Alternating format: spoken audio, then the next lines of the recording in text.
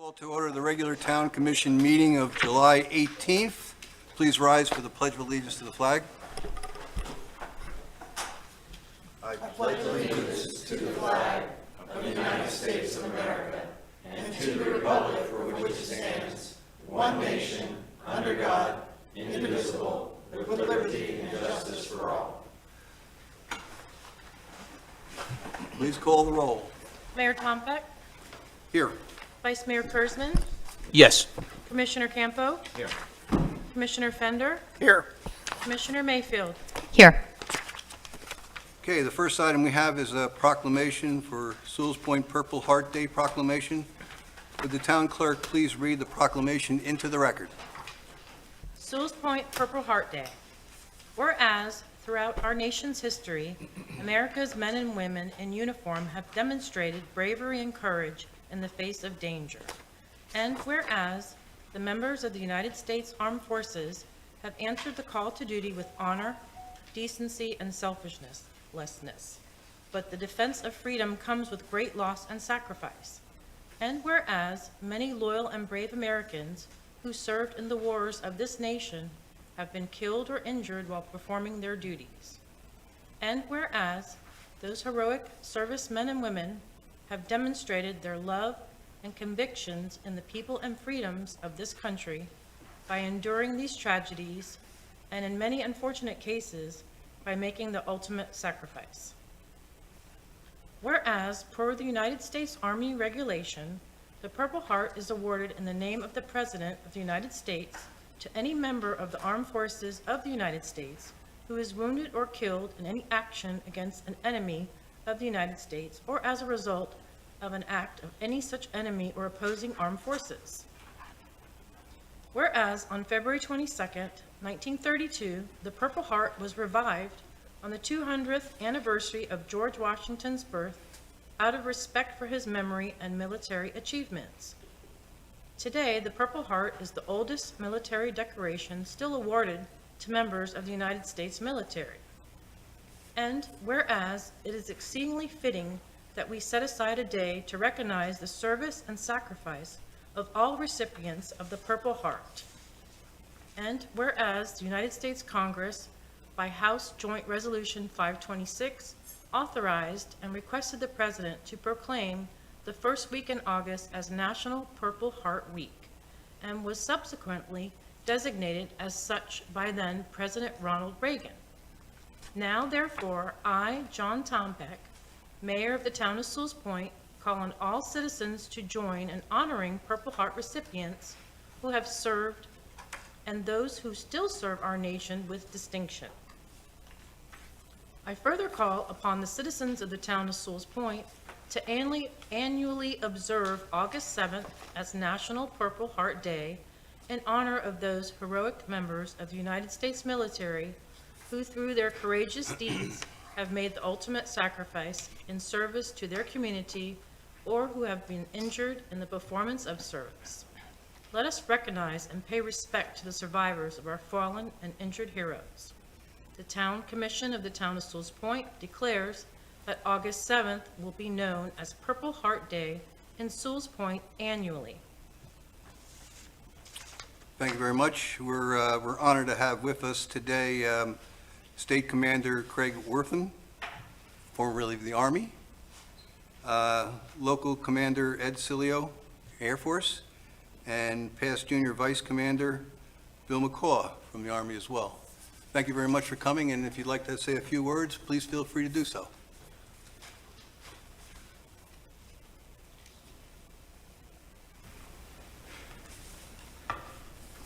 Mr. Mayor, Town Board, the Military Order of the Purple Heart Special Recognition Award is bestowed with pride to the town of Sewalls Point, Florida, for your dedication and support honoring America's combat wounded veterans becoming the Purple Heart Town, presented by the Patriot members of Chapter 717 of the Department of Florida Military Order of the Purple Heart, USA. Thank you. Thank you. Let me present you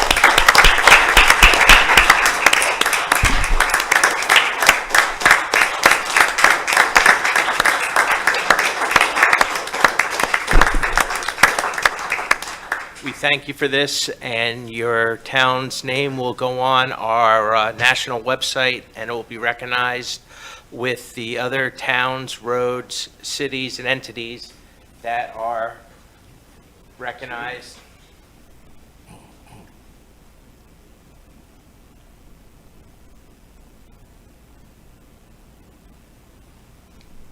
Thank you.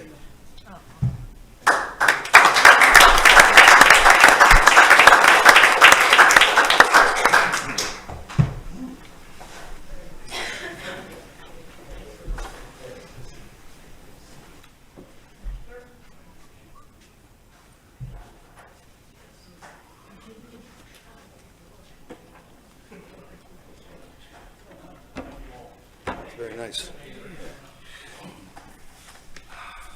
Okay, that brings us to item 3, public comment on non-agenda items. I have no other comment cards. So that'll bring us to item 4, additions, deletions, or changes to the agenda. I have one suggestion, that we pull 11B. 11B was the, let's see. 11B is the town manager evaluation. We just got the information collated this afternoon with the information on the goal. No, it's 11B, at least in my copy it is. And if you feel comfortable discussing it, I'm okay with it, but it's really up to you. To you guys. You find to discuss it, or Yeah, if you want to remove it, it's up to you. That's your call. anybody else? I mean, we got the packet, you know, I'm good with, I'm good with that too. I mean, it's almost the same evaluation. Okay, that's fine. If you want to go through it, we can do that. It's up to you. I hadn't seen the, well, could we hadn't gotten all the evaluations together till this afternoon, Okay, and we didn't have the goals, didn't have the update on the goals until this afternoon, so. well, I know that was a project of yours, Mayor Tompeck, so if I would defer to your preference if you'd rather wait, because I know that's an important piece and it took a lot of effort on your part. Well, I think we have a little more time to discuss it. We have a pretty full agenda as it is here, so. Okay. So I'll move we approve the agenda as written and table the town manager evaluation.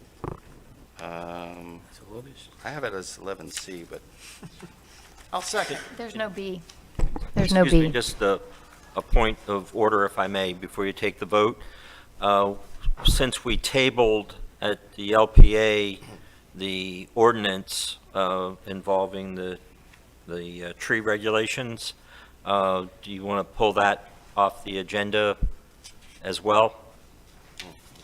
Because we're going to actually do the first reading Yeah, that makes sense. August 15th. That'll give Yes. Susan and I chances to do the revisions. Okay. Sorry for interrupting, but That's a good That point. would be 8A, we'll also pull 8A and 11. so the original agenda was 12C, but the revised is 12B, so. Okay. So that'll be my motion, to approve as written, except for the first reading and the evaluation. And I will again second. Please call the roll. Vice Mayor Kurzman, Yes. Commissioner Campo, Yes. Commissioner Fender, Yes. Commissioner Mayfield, Yes. Mayor Tompeck. Yes. That brings us to, let's see, brings to the consent agenda. I'd like to pull item C from the consent agenda, just to ask a couple of quick questions. I'll make a motion to accept the consent agenda with the removal of item C. I'll second. Please call the roll. Commissioner Campo, Aye. Commissioner Fender, Aye. Commissioner Mayfield, Yes. Mayor Tompeck, Yes, Vice and Mayor Kurzman. Yes. let me find my notes real quickly here. The reason I wanted to discuss this item in a little more detail was, This is 6C. yes. My recollection when we talked about this at the last meeting, we didn't actually approve anything. I mean, I think we talked about it, and there were some things that needed to be checked, but we didn't actually approve. So we're asking for rescinding an approval that I don't think we made. I may be mistaken on that, I haven't seen the minutes, but I don't think we actually approved. We didn't feel like we could approve the contract because it didn't meet the requirements of 287-055 in terms of the limits. So I don't think we actually approved anything, so I'm not sure how we can rescind an approval that I don't think we gave. That's one question. And I guess my recollection of this item also was that we were going to have a more detailed discussion, because I wanted to, I think we wanted to check with the town attorney about verifying the limits on the engineering study part from $500,000 or less, and $4 million or more in the construction part. And I guess the way I understand it now is that those things kind of work together. In other words, even if the engineering is less than $500,000, but the construction is more than $4 million, you still have to bid the entire project. And I thought for some reason that they really kind of were separate, and they're not. So I think that's where we are, and I think, we're talking about going out and getting RFQ. well, see, there's a couple of different things here, whether we're talking about a request for proposal or whether we're talking about a request for qualifications in terms of identifying and qualifying an additional engineer, town engineer, okay? And I wasn't sure, I think we probably need to do both, but in terms of Phase 2, it seems to me that we really need to get a request for proposal out there, and that would include whoever we want to put on it, obviously. But in the future, we probably do want to have a request for qualifications so that we can get an additional engineer available to us if we have some other projects that we think we'd like to, send out to somebody who has different expertise or whatever. Mr. Daniels? I had in my notes that we had approved the contract predicated on these issues being worked out. And so when I got with Glenn, and you could be right, I haven't gone back and listened to the tape, I just had my notes. So we can just pull it and I can go back, and we can always rescind it if it was voted on. Well, I'm sure your notes are better than my memory, so I don't have a problem with rescinding it, because we're just not going to approve it in its current form. I just wanted, by transparency, I just wanted you all to be aware of this, and we couldn't rectify that, so we couldn't approve the contract anyhow. And as to the RFQ, Glenn's staff has already worked on an RFQ, and I was supposed to have a draft of that today, but it didn't come in as yet, so do you know any update on that, Susan? Yes, and it's close to completion, but there are complications that we're having to sort out concerning the type of funding that's going to be used, and because that affects the information that has to go into the solicitation, and so just to make sure we get all of that right, we're doing some consultation with the attorney who's the town's consultant on federal grant issues, and that it should be forthcoming shortly, but it wasn't quite ready today. So, again, in my conversations with Glenn, he had said that we can do one RFQ that addresses bringing on board additional engineering continuing service agreements and putting the projects that we have basically on our 5-year capital plan that we would need in engineering services for, and listing those, and that would be sufficient for getting a contract for Phase 2, Phase 4, North Sewalls Point. We wouldn't have to go back and go through this process again unless we chose to do You still have to it. go back and get specific pricing for Phase 2 or Phase 3 or whatever it is. Right, for the contract. But the Okay. pricing for the engineering services would fall in line with what the scope of their services are within this search that we're going to do. So they'll come in and, like normal engineering contracts will have, the chief engineer gets X number of dollars an hour, and you kind of walk through it that way. But with their staff. But according to Glenn, he thought that that was a better way of handling it. But it's up to this board if you all don't No, agree. that's fine with me, as long as he feels it's in accordance with this CCNA process. I'm okay with it. Okay. Commissioner Mayfield? Yes. I got a little confused with all that, but I would like to make a motion to rescind the approval until such time as, I'll second, and that's just giving the town manager the latitude if his notes are better than the mayor's yes, memory. correct. I think I vaguely remember that too, that it was like we approve it with the changes. Okay, please call the roll. Commissioner Fender? Aye. Commissioner Mayfield? Yes. Mayor Tompeck? Yes. Vice Mayor Kurzman? Yes. Commissioner Campo? Aye.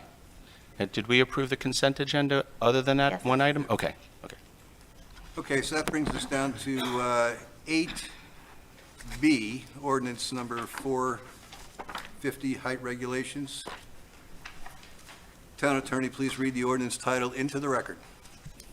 Ordinance number 450, an ordinance of the Town Commission of the Town of Sewalls Point, Florida, to update the Code of Ordinances to provide clarity, to provide clarity regarding elevations of buildings by amending Section 5034 applicability, amending Section 5136 certificate of occupancy, and amending Section 5176 floor elevation and building height limits, providing for severability, the repeal of all conflicting ordinances, codification, and providing for an effective date. Thank you. Are there any members of the public wish to be heard on this ordinance? Any comments from the commission? And I see some. Commissioner Campo. That was from last time, sorry. Commissioner Mayfield?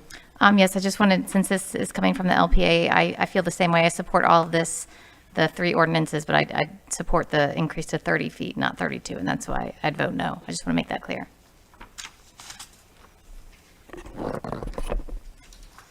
Commissioner Fender? I guess I'll mimic that and say that I don't know that I'm necessarily opposed to 32. I just think it's coming too fast, so I'll have to vote no on this as well. Okay, can I get, is there any, if there's no other comments, So I'll make a motion that we approve ordinance number 450 as written, with the exception of increasing the 30 to 32 feet, and staff's recommendation. I'll second it. please call the roll. Commissioner Mayfield? No. Mayor Tompeck? Yes. Vice Mayor Kurzman? Yes. Commissioner Campo? Yes. Commissioner Fender? Nay. Okay, that brings us to ordinance number 451, amending Chapter 5896 definitions. Town attorney, please read the ordinance title into the record. Ordinance number 451, an ordinance of the Town Commission of the Town of Sewalls Point, Florida, to update the Code of Ordinances to provide clarity by amending Chapter 5896 definitions, providing for severability, the repeal of all conflicting ordinances, codification, and providing for an effective date. Thank you. Are there any comments from the public? Any comments from the commission? Commissioner Mayfield? Yes, me again. I voted no on this one at the LPA because I thought it included the height. But when I'm looking here, I don't think it does include the height. So I think I can vote yes to this one. Is that correct? There's no height? I didn't see it, but that's fine. Correct. Okay. It doesn't, it's not on this one. Okay. Just like to be clear. Do you want to move? I would like to move ordinance 451 then. Second. Please call the roll. Mayor Tompeck? Yes. Vice Mayor Kurzman? Yes. Commissioner Campo? Yes. Commissioner Fender? Yes. Commissioner Mayfield? Yes. You were right. Okay, the next item is ordinance number 452, updating zoning regulations. Would the town attorney please read the ordinance title into the record? An ordinance number 452, an ordinance of the Town Commission of the Town of Sewalls Point, Florida, to update the zoning regulations to provide clarity in the measurement of building heights by amending Section 82.1 definitions, amending Section 82.244 residential district, amending Section 82.303 building height, and amend Section 82, 323, building height, providing for severability, the repeal of all conflicting ordinances, codification, and providing for an effective date. Thank you very much. Are there any public comments? Any commission comments? Commissioner Campo? So I'll move approval of ordinance number 452, with the one exception of the 30 feet being changed to 32, as per staff recommendations. I'll second it. Commissioner Fender? And again, I'll vote no on this, only because I really think we ought to give the town time to respond to this and be able to speak for or against that upgrade. So, Yeah. But Town Attorney, isn't this requiring a second reading? This is the first reading, so Yeah, there will be so a we have separate that. reading. Yeah, perfect. okay, good. And so we have a note, the reason that I'm making the change is after hearing from the building official, for folks that didn't attend their nice LPA meeting, the building official said that up to 70% of the new applicants for new construction are having issues with our height limitation. That's why I made that change, so. Gotta have a card. There's a card in the back on that table? Well, no, this is public comment on the ordinances. I already asked for it, but please come on. It's just relevant. Just please step up to the mic. Scott Kraft from 4 Delano Lane. There's an insinuation that the 70% of people that are having issues might not build or might not expand or might not proceed with construction. And as a result, the tax base is going to be affected. But I don't think that's been proven. I don't think that's true. And I'm not against going 35 feet. That's not the issue. I just think it's disingenuous to say 70% of the people are not going to move forward. That's the implication. Okay, thanks. Thank you. Good point. Maybe you should fill the card out. Yeah, okay, cool. Okay. Okay, so, Okay, we have a motion and a second. Could you please call the roll? Vice Mayor Kurzman, Yes. Commissioner Campo, yes. Commissioner Fender, No. Commissioner Mayfield, No. Mayor Tompeck. Yes. Okay, that brings us down to resolution number 961, dedicated millage rate for capital projects. The town clerk, please read the resolution title into the record. A resolution of the Town Commission of the Town of Sewalls Point, Florida, regarding the dedication of millage for capital projects, providing for severability conflicts, and an effective date and other purposes. Thank you. Is there any, I'm sorry, Mariah, would you like to add something to this, or? I called her up to do the presentation. Okay. So I was just gonna, basically for the audience's review, basically in September of 2021 for fiscal year 2022, the commission adopted a dedicated millage resolution, and you did so again last year going forward. So resolution 924 was adopted in 21, and resolution 942 was approved, continuing the dedication millage, and that's what we're asking this resolution to do, continuing on. The resolution does sunset September 30th, 2036. So it's not a permanent thing unless the commission decides at that time to change it, but. Okay, this is something we've gone through the last couple of years, so it shouldn't be new to anybody. Motion to approve? I'll move approval of resolution number 961. I'll second it. Please call the roll. Commissioner Campo, Aye. Commissioner Fender, Aye. Commissioner Mayfield, Yes. Mayor Tompeck, Yes. Vice Mayor Kurzman. Yes. Okay, next resolution is number 962, adopting the 5-year capital improvement plan. Town clerk, please read the resolution title into the record. A resolution of the Town Commission of the Town of Sewalls Point, Florida, adopting the 5-year capital improvement plan for fiscal year 2023-2024, and providing for an effective date and other purposes. Okay, are there any comments from the public?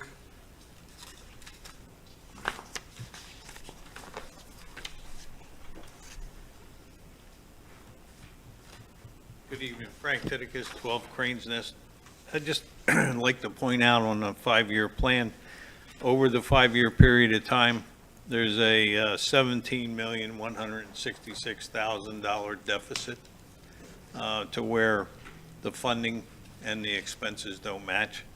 And in the 2-year period of time of 2024 to 2025, there's roughly a $3 million deficit.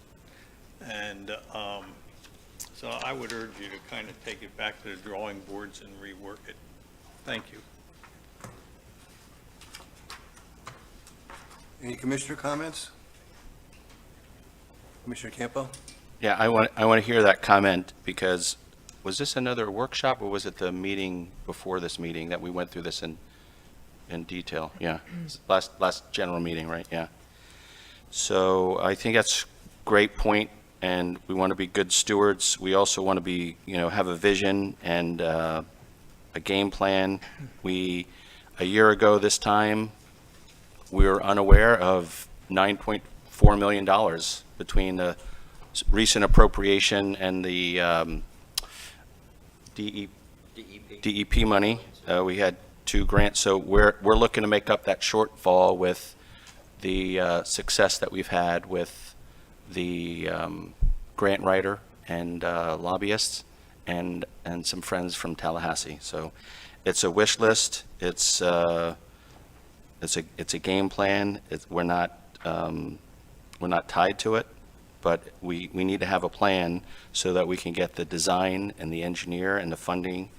And when it comes down to it, it's going to, cause us to make some hard decisions. But this is more a guidepost than it is a written commitment. That's my response, but I think it's a great comment.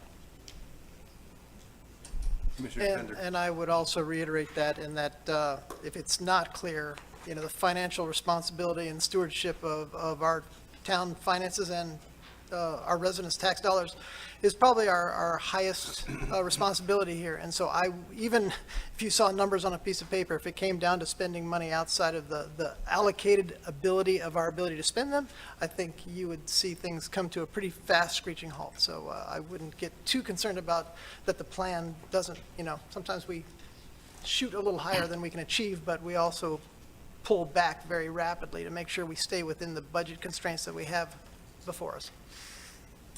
Commissioner Mayfield? Yes, I just want to say I concur with my fellow commissioners. You guys said it well, and I would move to adopt the resolution number 962 approving the town's 5-year capital improvement plan.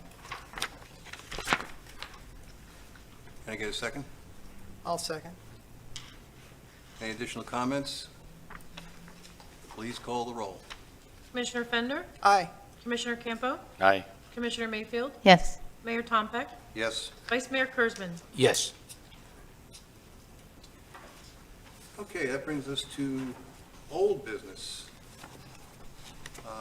1 Southeast International Realty, 7 Heritage Listing. Mr. Daniels?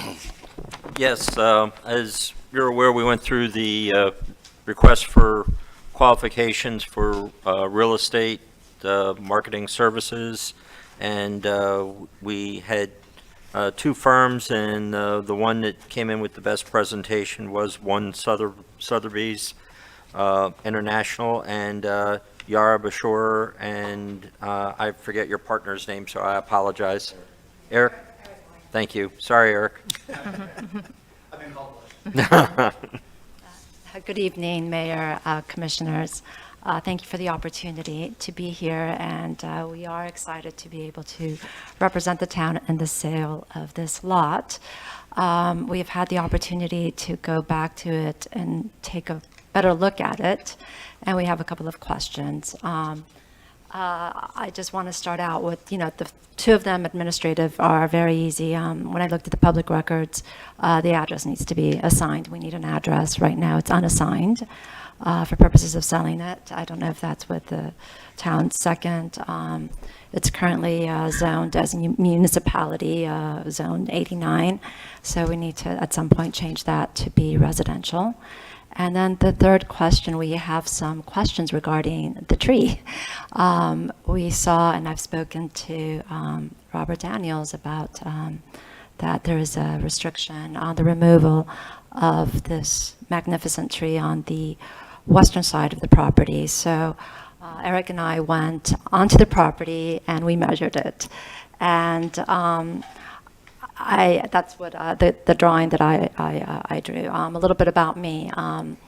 I have a Bachelor of Architecture. That's my undergrad. I'm also an attorney, active. I don't practice currently. I do real estate. And I developed, designed and built a house a few blocks away from here. And I was living on the property at 25 South Sewalls Point. And while I was living at this property, it was an old property, and I was very concerned with the flood and this and that. So I decided, okay, I'm going to build a beautiful house here. And I was in love with my oak tree.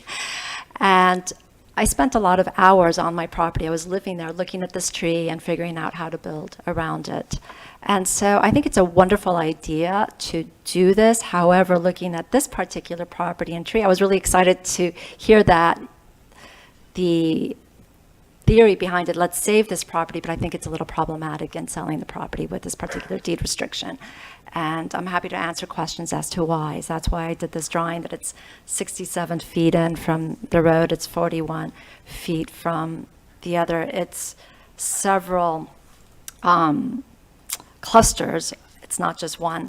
I learned a lot about, by the way, going back to my tree, I learned a lot. I had actually a neighbor tell me when I built my house that my tree was going to die during the construction, and I was terrified.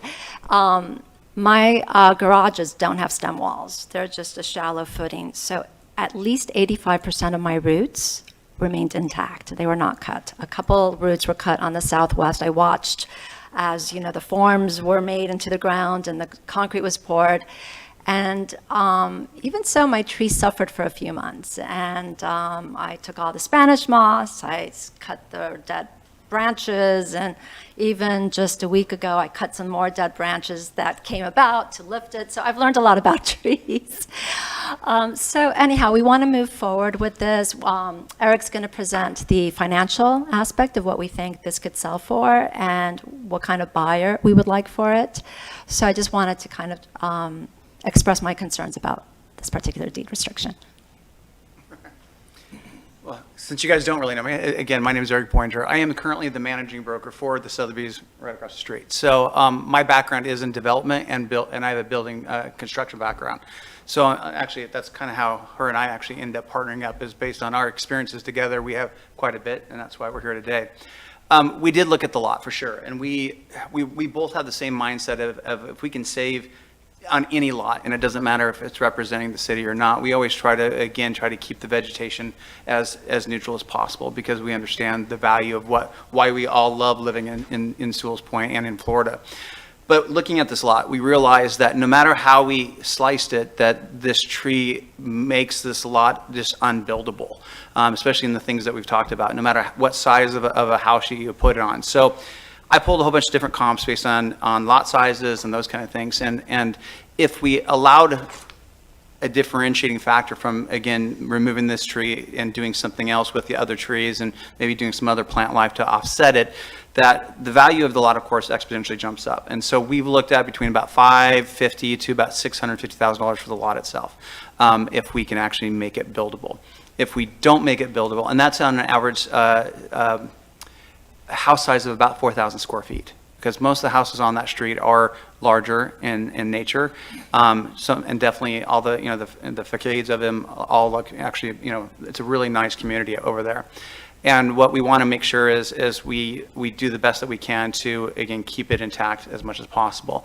The average, based on building cost, if you build too much of a small house, no one's going to buy the lot at a higher price point, because it doesn't make sense financially. So as you decrease the buildable size of that lot, we're going to have to decrease the value of the lot itself. And so that's kind of where we came up with the numbers that we came up with. So any questions?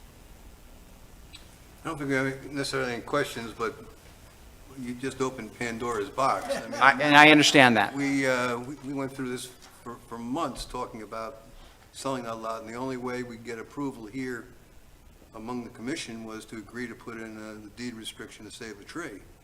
So I don't think anybody, well, I may be wrong, maybe some folks are changing their minds listening to this, But I'm not sure the commission would be receptive to removing that deed restriction. Now, at that point in time, then the lot doesn't become buildable, so then it sits there as an empty lot across the board, so that doesn't really benefit anybody that, in regards to it, including the neighbors. A lot like that is going to attract pests over time. If that tree starts to fail at any point in time, you're going to attract also, from termites and those kind of things, which is going to affect the neighboring houses too. So we got to look at the impact on that too. We looked at 3 different things too, and trust me, we looked at if we could even cut a branch down, if we could, and the way the branches go is they're low and they're wide before they start going up. Whereas on a lot of lots, they go more straight up to where then you have a lot more space. And then we measured actually the root system. We thought, okay, well, what if you just cut one side of it or even half the tree off, right, and kept most of the tree, but the root system, the way it's built, it literally also is about the same size as the tree. The root system just goes completely out. We literally walked it, looked at it, and we like I said, we sliced it every which way, that we could to try to keep that tree. And we ended up running into the problem, so.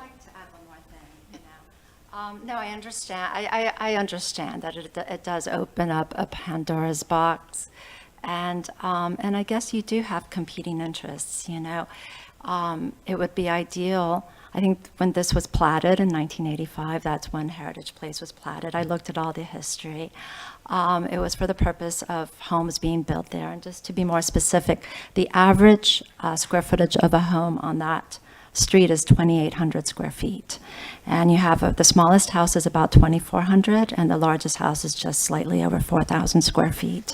So in order to maintain a uniformity of a home built there, if someone were to buy this, regardless of whether it's someone to buy it to build their own home, their dream home, hopefully, by the time you buy the home, let's say at $550,000, the cost of construction, and I know this firsthand, someone's going to be putting anywhere between $800,000 to $1.2 million in building a home here.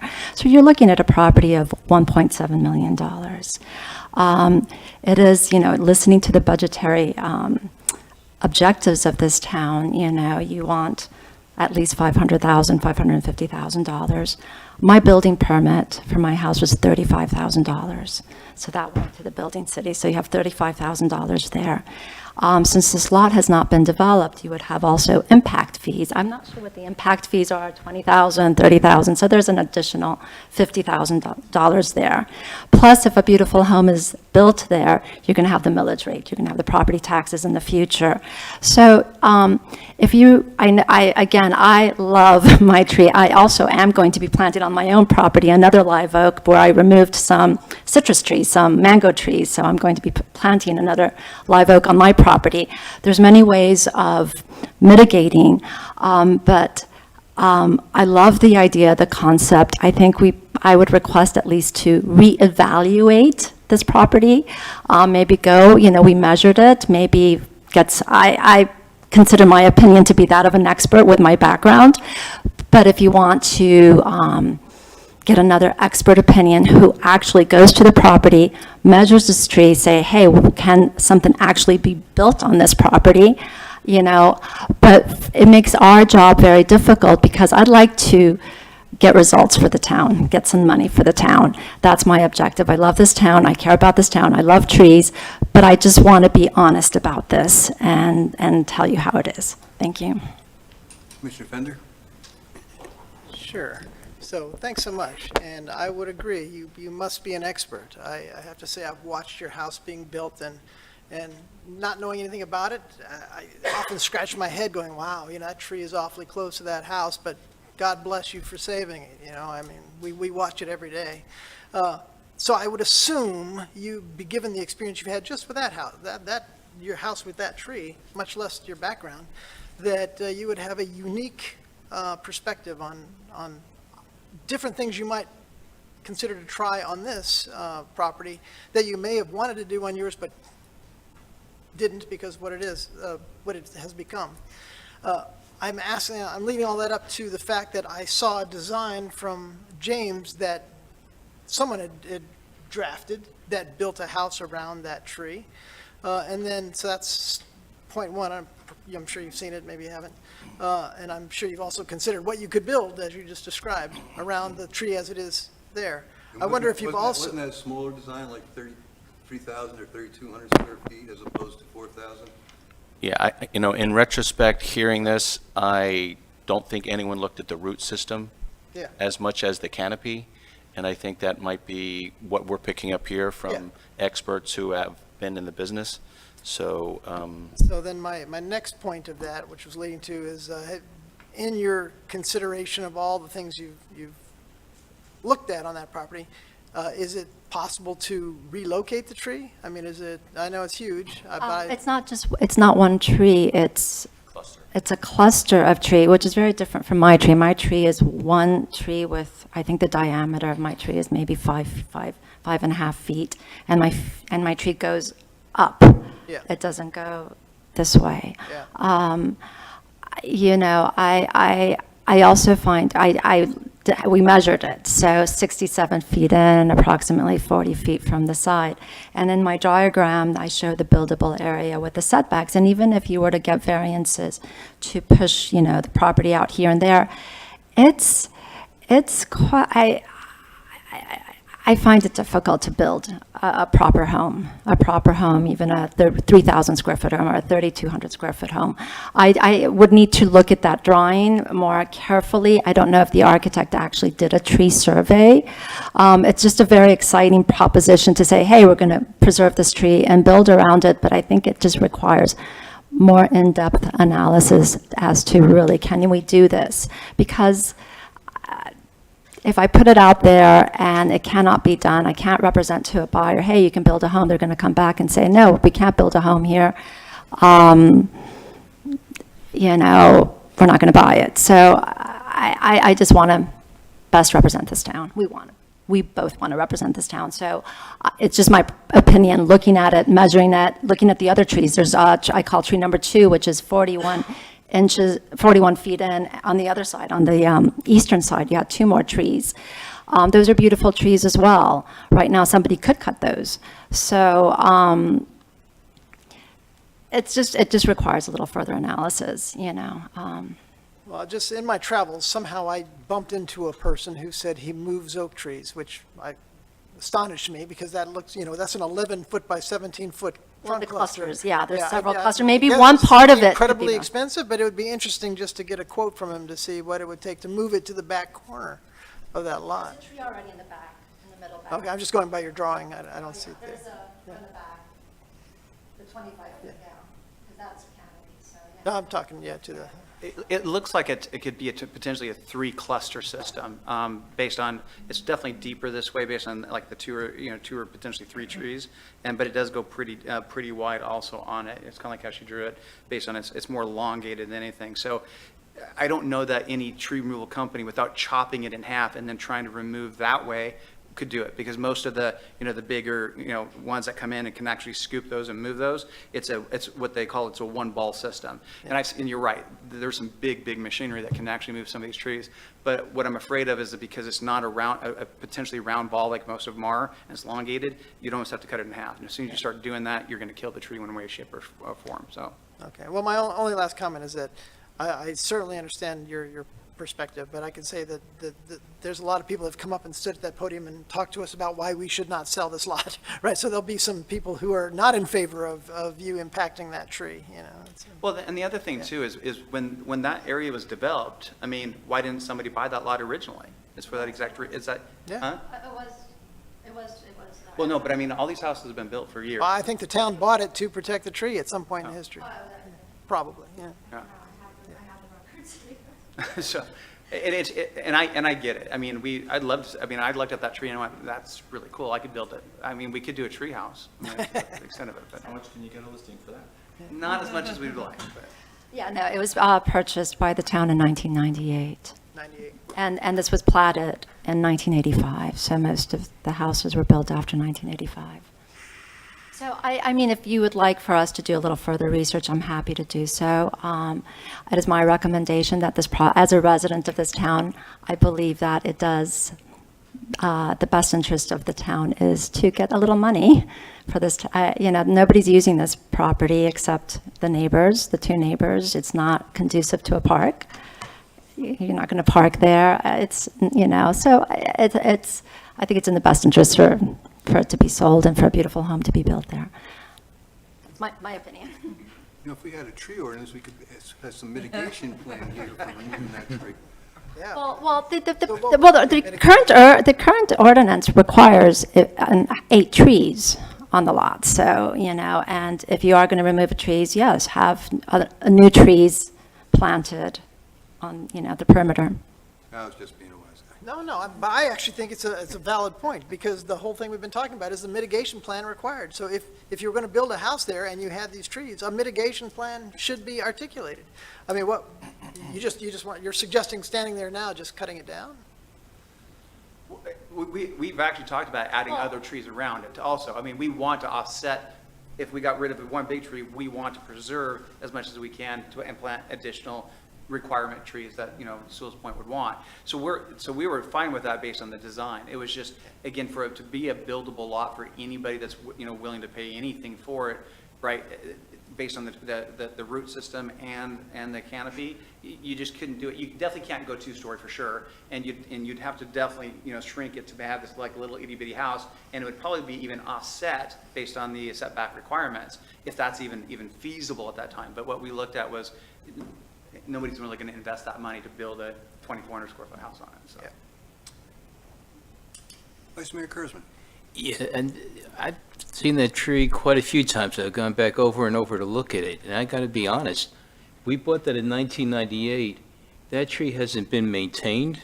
This tree was so important to all these people, but why, until we mentioned it was going up for sale, did somebody say this tree needs to be taken care of? Not one person said that since 1998, and now suddenly it's a big deal, but at the same time, we're not rich in cash. I think this is something we have to consider, and then maybe we could add trees later, but this tree is in sad shape if you take a look at it, and I can't believe that nobody said anything about this tree. All those people who live on that road that pass it every day, not one person said anything. All those years, and Those people love that tree. they love it so much. Look how much they've done for it. I mean, I'm just speaking at what's on my mind, because I see it, and it's great to say I want to save this, but where were they looking to save it when the tree's dying? I mean, when you don't maintain a tree, right now there's so many limbs that could be cut off because there's dead limbs all over. A tree has to be maintained at least every few years. It sounds like you're criticizing us since we're the owner of the lot. Yeah. You don't want to do that. Code violation. We gotta look in the mirror on this one. I mean, we're guilty, the town is guilty for not maintaining what it bought. You buy a building, you're maintaining the building. You bought a lot with a tree on it, the tree's supposed to be, so unique, distinctive, and at the same time, we haven't maintained it. How much did it really mean to everybody? And, nobody complained to the town to say, this is in need of maintenance. Can the town spend an extra $3,000 to maintain it? And I feel indifferent on this, No, and I agree with you. I've been always a big believer that it's easier to complain about something you don't own, right? I mean, I can drive by and complain about if someone's going to do something, but then why haven't they done something about it? Like, if it was important to me, I would have already been here and saying, hey, how do we come up with money to make it a park or to do something as a homeowner? But obviously, the homeowners don't care about it enough to step up since 1998 to do something about it. So that's my 2 cents. Commissioner Campo? I just want to thank Yara and Eric for speaking the truth, and I don't think there's a person in town that could have given us the better perspective than an architect and a lawyer and someone that's built that house around the tree. Yeah. We might need a moment to just kind of recollect our thoughts, but I know you haven't charged us $1, and I just want to thank you for, speaking the truth to us, because we don't want to, win the battle and lose the war. One question I would ask is, I think the minimum home square footage, is it 1,600, Jack? Any home the minimum square footage of a single-family home in Sewalls Point? Just to take an extreme example. Yeah, off the top of my head, I believe it's only 1,400. Okay. I just, off Well, the top of my head. Let's say someone wanted to build just crazy as it might sound, 1,400 square foot, 1,600 square foot house. And that would lower the number of eligible buyers, which supply and demand, which would lower the cost. But let's just say that we were able to get someone to build and be interested in that. What would the value of the lot be to a person that could only build a 1,600 square foot house? I'll ask Eric or Yara. Yeah. But can I just add one thing? Sure. You're also going to have to add in the drainage, septic, and the water retention area, and you have to take into account the root system that's covering the majority of that lot also. Yeah, it's heritage, which is, On the list. that's on the list. But let's just, I just want to know, what's the delta? This is, Inherently. maybe too raw. But what is that tree costing? If someone would spend $300,000 to build a 1,600 square foot home? No? There's no way. No way? There's no way. Here's what's interesting too, on a real estate side. You allow somebody to build a 1,600 square foot home, every homeowner in there at some point in time is going to be right back in here complaining about that. Because what happens is, why do they get to actually, have a smaller home than theirs? Well, but that's our issue. I'm I know, I I'm get asking that. you as the realtor. You're probably looking honestly for a 1,400 square foot house in Sewalls Point. You'd be lucky to get 200 grand for it, for that lot, for the lot, yeah. And that'd be lucky, just because it's Sewalls Point. So does everyone need a month, or Well, do let I me dare ask jump that, out there? Building costs. Well, I think, we've got, really went down the rabbit hole in this one quick. I think, what's your thoughts? What's your recommendation? We'd have to go back and. There's 5 stages of grief. If we're still in shock, then I don't even want to come with the solution, right? So let's rewind a little bit, and if we need to take a month, we could take a month. Let's rewind a little bit and figure out how we got here. We got here because there's another piece of property that was approximately the same size, 0.35 acres, that we're going to end up purchasing, which ended up being the net of 1 acre at 78 South Sewalls Point, also known as Mrs. Riley's property. We're going to use the front 0.35 acres to build the STA, then we're going to sell the house back, and it's going to net us about $700,000, and Joe got us a $700,000 grant, so it was a great plan. You got to admit it was a great plan, right? So are you following me so far with the numbers? That was the original reason that we looked to sell this lot, was to relocate that idle asset to a place that would be more useful to build the STA, because Joe said he needed property. So does that make sense? Is that everyone following? Yeah, that? in my recollection was we were hoping that the sale of 7 Heritage would be enough to offset the cost of the SDA. Right. So I want to just kind of revisit that. In the long run, this is to improve the river because we need the STA. We had an architect who's very well known in the community who went out there with a town commissioner holding the other end of the measuring stick to come up with it, and came up with a design. Now, that's not your issue. A couple far out, maybe we need a month to figure it out.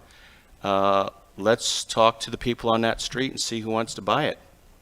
If they want to conserve it, we could do a conservation easement. Maybe they could get a tax write-off.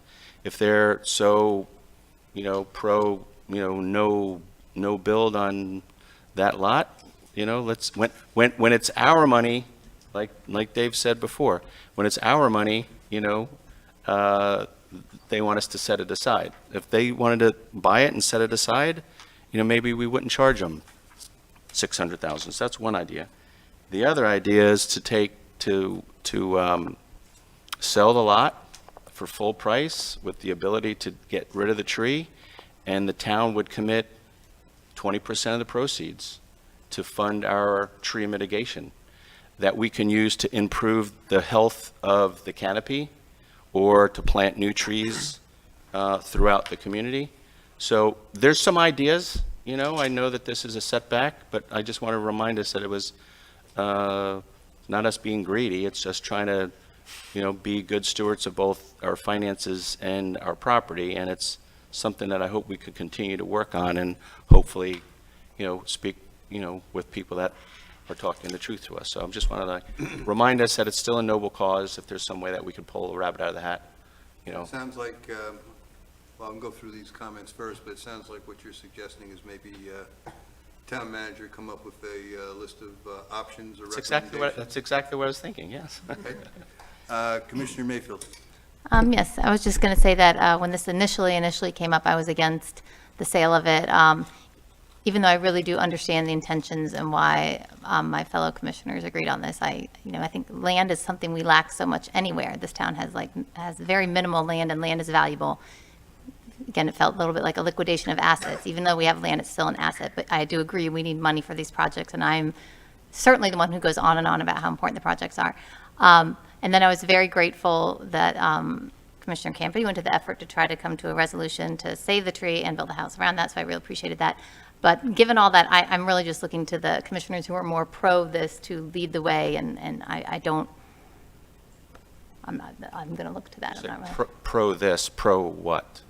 Initiated the whole idea. It was not something, I kind of liked the idea that we had some land somewhere, even though it's not great for STAs. It's just, once we sell it, we're never going to get it back. So that's why I have never been that on board, even though I do understand the motivation, which is why I'm open, I liked what you did, and you came up with a plan. So I really am not, to use my fellow Commissioner Frank's favorite saying, I'm not that passionate about what happens here, because I see both ways, and so I would look to my fellow commissioners to kind of lead the way. Okay. Commissioner Fender? Well, in this case, I'm more passionate, I guess. We did get here in the way that you stated, and I agree, we have some financial requirements. I was moved by your architectural diagram that built a house around that tree, just as Laura? Yara, I'm sorry, has done. But the way I see we got here is because of my recent past on my street, is that diagram shows a buildable space of 90 by 72, which was 6,480 square feet. And that's exactly what they did on 10 Oakwood Drive. They drew a square just like that, and they said, bulldoze the damn thing and let's build a mini mansion there. So with no mitigation plan. So I'm open to every creative idea here, but I would like to see some creative ideas. I would like to save that tree somehow, and that, it's as simple as that. Now, maybe it's not savable, but it won't be me who gives the green light to kill it. And it's not because it's a tree, it's because it's a 100-year-old tree, right? We're killing our heritage trees in Sewalls Point, and we've got to salvage them in some way. What about trees number 2 and 3? 2 and 3 are probably very nice trees. I mean, I don't know how big 2 is, but obviously. I mean, it's a younger tree, but it does go up, and Yeah. it's big, and, that's not protected. I have to admit, I haven't been there in a while. I do need to go visit. Yes, absolutely. On the property. But I'm just more, my point about this whole little diatribe is the square. That is a lot that has a square that big, and therefore I should build a house that exact size in that square up to the inch of the 15-foot setback on both sides and the 25-foot setback in the back, which is what they did at 10 Oakwood Drive. And it kind of pisses me off, honestly, because they did it without saying, I'm going to take this beautiful tree and find a way to mitigate the canopy on it. So I've said enough. Okay, Vice Mayor Kurzman? The most original idea I could come up with right now is everything could get done for a price. To move that oak tree to the property that we purchased over there, can we get that done for less than maybe $30,000? Then we sell the property. The answer to that But is- get a quote. I mean, the answer to that- We should. You said absolutely you had not. a friend. Yeah. You said you have a friend. I said I met a person who shocked me. He said, "What do you do for a living?" He said, "I move big trees." I'm like, "Really?" I need your We car. do have a resident in town. He's already moved banyan trees on his property. He's actually building a house over on River Road. And I'd like to ask him if we could talk to that person, get those oak trees moved over to the Riley property, and whoever buys it's going to have a beautiful heritage oak. If we could move it for, let's say, less than 50,000, we turn around and we sell the I'd property. just be interested to see how much. And I think that would be a win-win for I'm guessing it's everybody. gonna be 100%. With this, during the time I was mayor, I believe it's the property you're talking about. I went out when they were moving the trees, and I believe it was mentioned by someone that it's at least 100 to 200,000 to move one of those giant trees. And that's not a cost the town's going to bear. So I mean, you'd have to Well, put but on if the we owner. have collections, they don't guarantee the tree's going to Yeah. live after all that. You know, he told me he paid, I think it was like, it wasn't even $10,000 to have that banyan tree put in. It moved. So I'd like that's what I to, wanna know. I'd like to thank Yara and Eric, and I'd like to ask the staff to commingle different ideas that have been bantered about, and we'll revisit it in another year. Yeah, I think that's. I don't think that there's an overwhelming consensus to take the expert's recommendation at this point. That's kind of, I just think we need more ideas. Yeah. I'm super thankful. At for this what you guys time. I did. appreciate your honesty. No, by all means, like I said, we looked at every which way for him because we love the tree just as much. I thought it is a cool tree.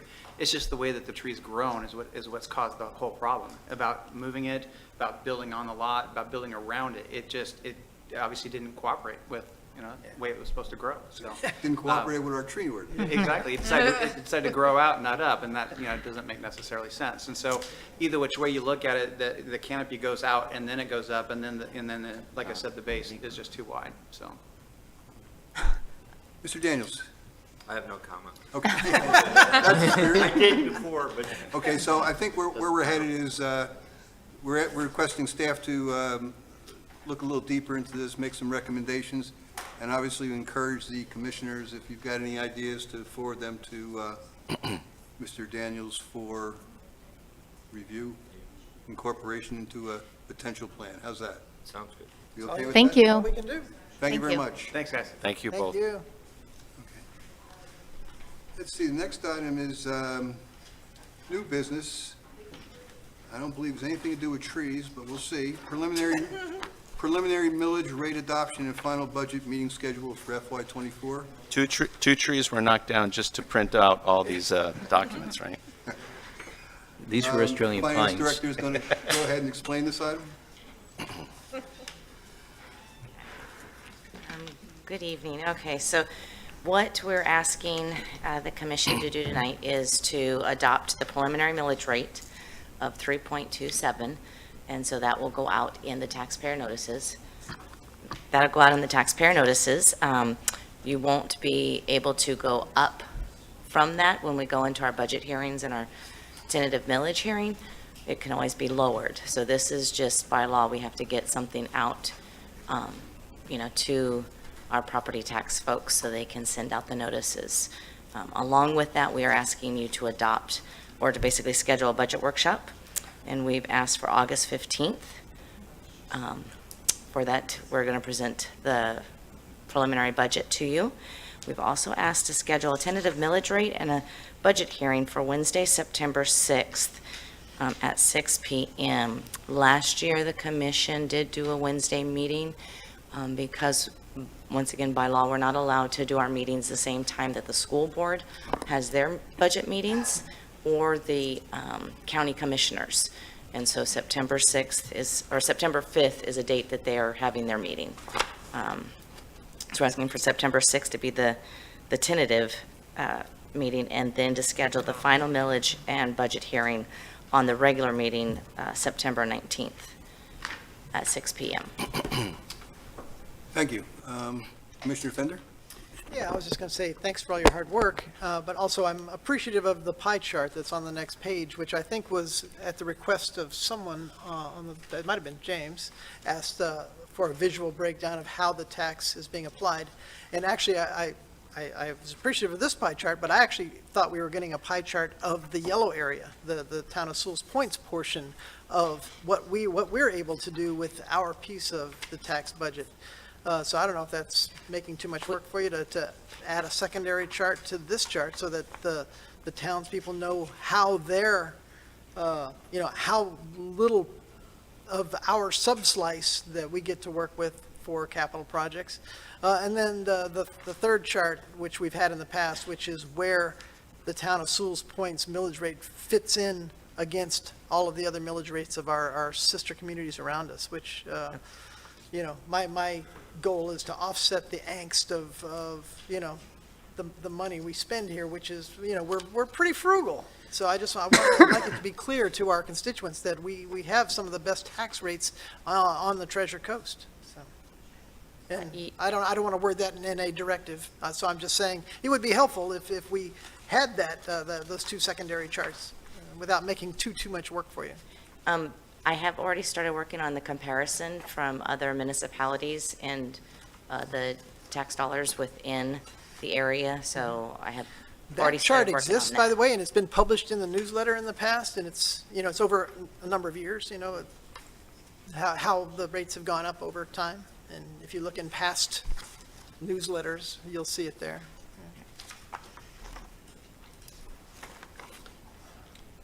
Commissioner Campo? So I'd like to move all of staff recommendations, including the millage of 2.87 and capital millage of 0.4 mils, and the proposed budget date. And just want to keep an eye on the September meeting to be cognizant of the Rosh Hashanah and Yom Kippur holidays. I know we have to also work around the school board and the county commission, but just want to be considerate of those holidays. So that would be my motion to approve staff recommendation of the millage rate, capital millage, and the budget date of August 15th. And I'll second. Any further discussion? Please call the roll. Commissioner Mayfield? Yes. Mayor Tompeck? Yes. Vice Mayor Kurzman? Yes. Commissioner Campo? Yes. Commissioner Fender? Yes. Great job, Mariah. Thank Great you. job, Bob. Thank you. Okay, the next item is 11C, bid awards, septic to sewer and water main installation. Mr. Daniels. Yes, we opened up the bids yesterday on July 17th for, we had 3 submittals of bids to consider for our undergrounding contractors. This is the contractor that will install the water line for Martin County Utilities and the low-pressure force main for our septic to sewer conversion, Part 1. And the proposals that we got, Jamie Underground was the winning bid, and I don't have a copy of my own memo that I gave you. Is this it? Yes, that's it. Thank you. I forgot to grab it when I came in tonight, or was that this afternoon? This afternoon, I guess. And basically, their bid total was $2,140,180. And out of that, the water main was $1,091. I'm sorry, $1,091,600. And the low-pressure force main was $1,048,580. So what all that means is by going out to bid, we've saved roughly $200,000 on our force main, and I think it was roughly $300,000 is what saved for the county's project. The one difference that I want to take into account, and I've also asked on my memo, that we do have an increase in the number of connections for Part 1. When we sat down at a meeting on December the 18th of 2022, and you all authorized the septic to sewer conversion program and taking the grant dollars that we received and moving forward, that it was for 148 connections. In the meetings that we've had with the county and the layouts of the different homes and where we're at, they wanted us to add in the amount up to 169 connections. So what I'm asking for you tonight is to authorized 169 connections. We're still under the 350 or whatever the grand total, amount that they're at. But it'd be enlarging the Part 1, but it's already covered for in this bid that you're about to approve. So what I'm saying is, really, we're probably closer to the numbers that we were hoping to get. And so I'm asking for the approval for Jamie Underground's bid, and then we can negotiate the contract and get the interlocal agreement done. And there's one other part of that I can't recall, but there's 3 items that basically we need to do before we can start construction, and we have 90 days to get that done. So that's why I appreciate your cooperation and me letting it on the agenda without having all those facts for you until tonight. And also authorizing us to go to the 169 connections. Commissioner Mayfield. Yes, first of all, I want to say, good job, it all worked out. I remember when we decided this, and I think I specifically asked you, do you think they'll come in lower? And you said, I can't guarantee, but I really think it will, and I think Joe said the same thing. So anyways, that's great. That's wonderful to save money, and I see there are some other comments, but I wanted to move acceptance of the bid from Jamie Underground and increase the authorization of the force main connections to 169. I'll second. Commissioner Fender. Just a quick question. Am I right to assume that all this pricing is covered by our grant activity? Yes. It's within the budget already specified? Okay. That's correct. Well, the water main is actually covered by the county. Yeah, the water main is sourced separately. I'm sorry, I was answering for the septic to sewer, but the county is paying that, and we will have 2 separate interlocal agreements. One will be for the water main with the county, and the other one will be for the I sewer just line. wanted to articulate, make it clear that nothing listed on here was outside of the scope of our budget planning or capability to pay. That's correct. Yeah. That's fine. You have additional comment? Yes, sir. Again, thanks for the hard work, Joe Capra. Thank you. Thank you for looking at a different way to skin the cat, and thank you for the savings. A couple questions. Since this is kind of the county reimbursing us, how does the cash flow work, and are they in agreement that they're going to reimburse us that amount? And just since I have the mic and you're here, septic to sewer, the force main was going from A1A to Pineapple and looping around Rio Vista subdivision. Where does the next 30 or so connections, where do they come up with that? What streets might be affected? Because that's a common question I have, what streets are affected? Okay. In the past, I've provided what is a purple map of where in general, the same layout is of the septic to sewer program is for the low-pressure mains that we've just bid. And so essentially, I'll tell you some of the things that happened in the change, but as you know, we've been talking back and forth with Martin County Utilities to kind of clarify the septic to sewer program and so forth. But essentially, we have to get to the north side in front of the Premier Realty location here, where the force main is. We tie to that force main, we directional drill, and that's why we picked a company A like directional drill under A1A? under A1A. That's amazing. Yeah, and then basically, they will put the line on the, would be the east side of the road. It'll go under our park area, then it crosses the road to stay on a different side than the water main. And essentially, one of the things that is important to the utility company is whenever you put a line in front of a property, essentially, if their septic tank drain fields or the septic tanks fail, they have to have the ability to hook up to it. So obviously, as we place that line from A1A north, south, we basically have the lots on both sides of South Sewalls Point Road. The first subdivision we come to is actually the Via Lucinda subdivision. That subdivision, what we did is, and from the county's recommendation, but also we basically did the whole subdivision, okay? Which means we went up all the way to River Road and captured that whole subdivision. And then we captured the whole subdivision of Homewood, okay? And then basically, we continued down, South Sewalls Point, and we basically took the Heron's Nest, Crane's Nest area and picked those lots up, and then the lots along South Sewalls Point Road in the Rio Vista subdivision. So it's the same map we've been talking about.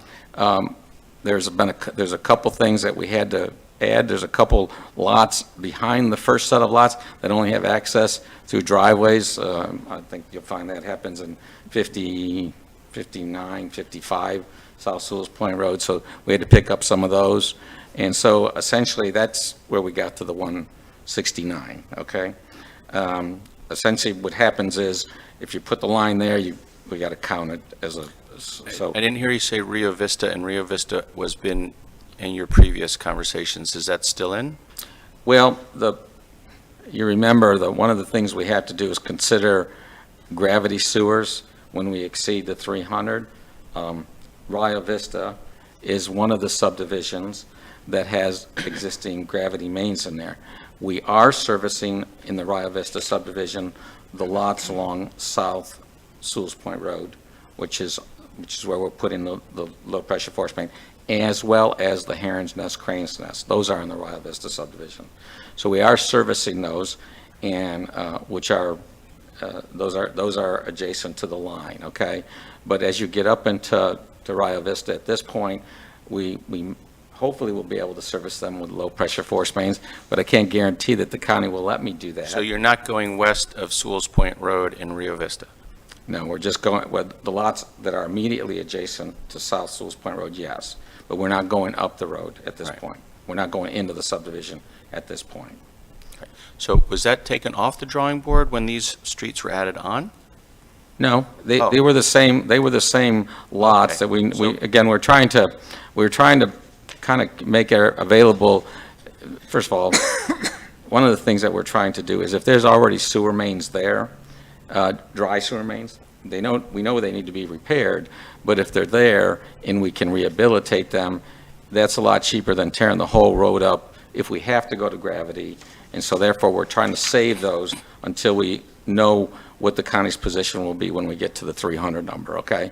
So, but for example, the Villa Lucinda subdivision and the Homewood subdivision, there's no lines in those subdivisions, okay? And we are making water main improvements in those subdivisions. So therefore, we're trying to make sure we keep when we're putting the water main in, we'll put the sewer main in, we don't tear the road up again. That's what our plan is. Now, I want to make sure everyone understands. We're doing a directional drill program.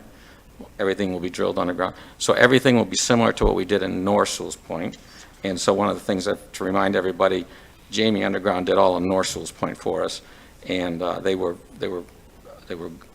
did a good job. They basically, got it done quickly. And at the same time, I don't remember a lot of complaints. Now, you can tell me, most of you were on the board then, but I don't remember receiving a lot of complaints. Nobody even knew they were doing it. Yeah, so it was my mistaken recollection that Rio Vista was going to be looped in all the way west. That was my mistake prior to this, because that's it's been known to happen. I've always had this map as what we were going to, in the 148, this map was it. We had to service some of the lots on Rio Vista, and we're servicing the Crane's Nest and so forth. Talking about two, though, or two or three? No. So you're talking about Rio Vista subdivision, not Rio Vista Street? That's right. Okay, that's where I was confused. Yeah, That's okay. where I was confused. I'm sorry. Okay. Yeah. No, Yeah. that's okay. So, Full disclosure, I live on Rio Vista. so at this moment, you're not getting a sewer line. Sorry, at this moment. We'd like to get, we're I going to keep moving after this, If it's at my curb, I will hook up as soon as I can, but I swung and I missed. So just a couple things to be clear. First of all, this is James Carnes from my office. He's a PE. He's been handling the project for us. He's very well versed in water and sewer utilities, and so he's basically been taking charge of this and working with the county utility folks, of course. We had 3 bidders, which was good. So the first and the second were very good bids. The thing I would like to bring to your attention, a couple things. When you compare this, and I want to be fair to Cheatham, when you compare this, the numbers are quite a bit of a savings, but we kind of knew that would happen, because, as you know, they were a general contractor, and so the subcontractors under them, you know, they obviously put their money on top of that.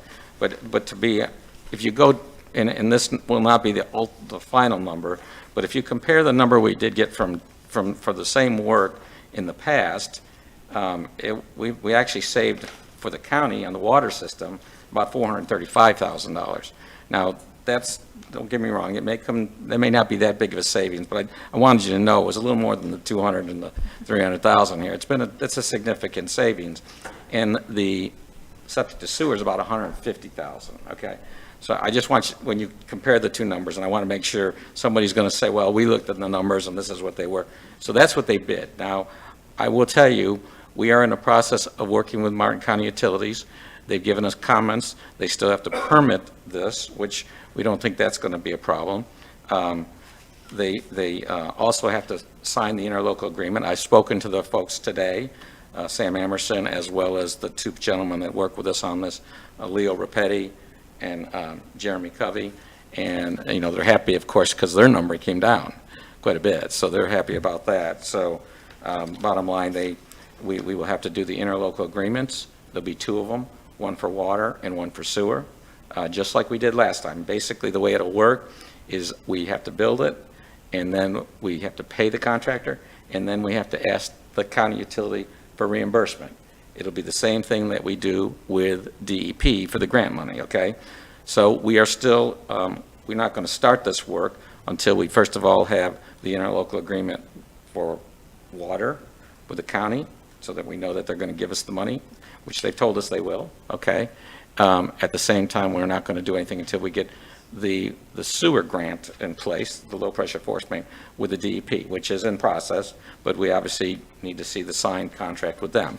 But that'll follow the same procedure, okay?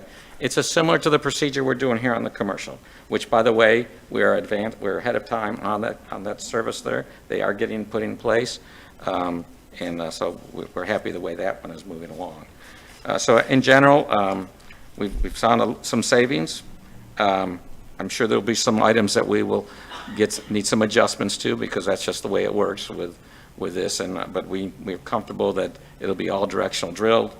I think the last thing is really just to say, you know, this will not be something. There's several steps that we have to take in here. DEP permits, county utility permits, agreements with Martin County Utilities and DEP. You know, obviously all these things we will be putting together, and in the meantime, making sure Jamie Underground stays engaged with us so that they can start working as soon as possible. As soon as that gets done, we hope to start, and so we'll be bidding, is the Sewalls Point Phase 3 work, okay, which we started with, which was drainage and raising the road. So we want to have that ready to go as soon as these lines are finished. And so basically what we'll do first is put the water main in and clear the existing, basically got to put the water main in, clear it with DEP, then you hook up the services, the water services, and you take the water main that's out there out of service, okay? So that's the first thing that gets done. The second thing done is then we put the sewer line in service, and then once service is available, people in this area, this 169 folks, can then hook up. Basically, they have to go pay the county for a grinder system and all that, but then they can hook up, but we have to have service available for them. And then, obviously, after that, we will start the Phase 3 stormwater work and so forth. I assume we'll be able to have the use of Lot 78, which is there if we need to stockpile material and the contractor utilize. Obviously, we have to be conscious of, we're going to sell that lot, of course, when we're done, and so we don't want to tear it too much out, but there'll be areas that they'll be laying their pipe and so forth around and so forth. So that's one of the things that will be happening out there. I probably talked too much. Anyways, anything else? That's good. All great information, and I'm so happy to hear that we're making this progress. It takes a long time. 169 people, you know, will have the opportunity to get off of septic. So the question that I had, yes, was the county's got a program, they came up with these catchy Madison Avenue phrases, connect to protect, and the price tag for that was $12,000. Is that number still being used for those 169 people? Well, I tend to use that term. Obviously, the number actually is less right now. And so they've gotten down to 9, and they do have some, and we are looking at it ourselves, but they do have some programs where the Indian River Lagoon Council has given them some grant money that people, if they hook up as an incentive, they can get an extra $1,000 off of that. So the number, I'd like to tell people so that it could get up to 12. At this point, we're thinking it's going to be closer to the 9, and that's what the county's told me at this point. Now, let's remember something. It's the numbers we've been using is if, the lines are real close. I mean, the septic tank drain field is not a long driveway, and they got electric line. But the fact of the matter is, it looks like it's going to be closer to the 9, maybe 8 with the incentive and so forth. So, there's different options, and we'll continue to pursue grants where we can also offer the incentive for the residents to hook up. And so that's one of the things that we'll be looking at too. That's great. Last question, time frame. When do you think that will begin and then end, those two projects? October? You're always pushing. I know we're not working fast enough. But, I thought you said October last time. Well, no, what I said is we October-ish. Yeah, what I said last time is we would start the drainage work in January, so we definitely have to be done by January. So James will tell you that it's 4 to 6 months. The last time when we had Jamie Underground, they did things pretty quick, so we're hoping maybe October-ish would be an answer. I'm very happy with the commercial, and I'm very happy with the 169 and that you're getting the numbers down. Thank you very much. All right. Mr. Fender. Yeah, and to that point, I never like to say that number you guys are bantering around, but I like the numbers you're talking about. And I really want to know why the difference between, why wouldn't it be exactly like the north side? Why wouldn't the number be the same as north? Which is around the number you just said a second ago. Well, it all depends on, obviously, the grant programs we have. We have a pretty good-sized grant, but just let's remember, we haven't designed and finally designed any of these gravity systems. We know that if we do low-pressure mains, the number will be like we've been talking about here tonight. But the things that would drive that number up is if they do see an increase in materials for grinder stations and so forth. And so the county program, they like to tell everybody it could be up to $12,000. That's the program they're working under at this point. And I'd like to put as much pressure on 8 as I could. Yeah. So I'm pushing for the lower end of that window, as you might imagine. That's been pretty clear. Okay, good. I got the message. You're on tonight. You're on. Yeah. Mr. Daniels? I think when we talk about the connection fee, and from talking to other managers that have been in similar situations, any innovative programs that you can come up with to motivate individuals to connect is really the key. So once we jump through these hoops, and I've been already researching some other ideas, and vetting those ideas and seeing where we can go. Joe already mentioned the possibility of getting additional grant dollars that are geared for just this thing, and that could lower it 1,000 or so. And getting, obviously we want to see people connected as quick as we can, but some people are going to wait, and if there's something where it's the right number right now.